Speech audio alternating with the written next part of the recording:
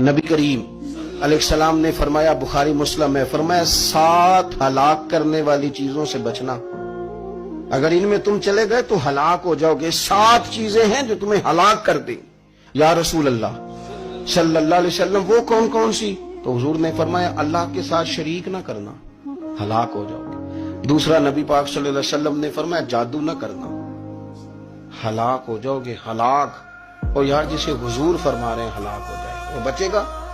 نبی پاک صلی اللہ علیہ وسلم نے تیسرے نمبر پر فرمایا جس شخص کے قتل کرنے کو اللہ نے حرام قرار دیا ہے اسے قتل نہ کرنا، ہلاک ہو جاؤ گے۔ چوتھے نمبر پر رسول پاک علیہ السلام نے فرمایا سود نہ کبھی بھی کھانا، ہلاک ہو جاؤ گے، ہلاک۔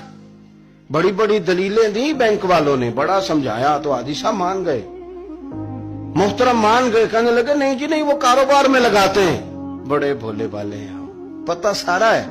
اور دیکھو سب کاموں کے باوجود مستقل بینکوں میں پیسے اس اکاؤنٹ میں رکھے ہوئے ہیں جہاں سے مستقل سود آتا ہے۔ حضور نے فرمایا نہ کرنا یہ کام۔ تو کہتے میں سود پہ پیسے لے کے کاروبار چمکاؤں گا، تیرے نبی پاک نے تو فرمایا تو ہلاک ہو جائے گا۔ تو کہتا میں میل لگاؤں گا، حضور نے تو فرمایا ہلاکت ہے۔ تو کہتا میں بڑا کچھ کر جاؤں گا تو ہلاکت ہے۔ اچھی طرح سمجھ لیں، اصل مال بھی ضائع ہو جاتا ہے اس بندے کا جو سود کا مال ملا لیتا ہے، اصل برکت بھی اڑ جاتی۔ اور میرے نبی پاک صلی اللہ علیہ وسلم نے 5ویں نمبر پہ فرمایا یتیم کا مال نہ کھانا، ہلاک ہو جاؤ گے۔ اور پھر 6 نمبر پر نبی پاک علیہ السلام نے فرمایا کفر سے جہاد ہو رہا ہو تو کبھی پیٹ پھیر کے بھاگنا نہ، ہلاک ہو جاؤ گے۔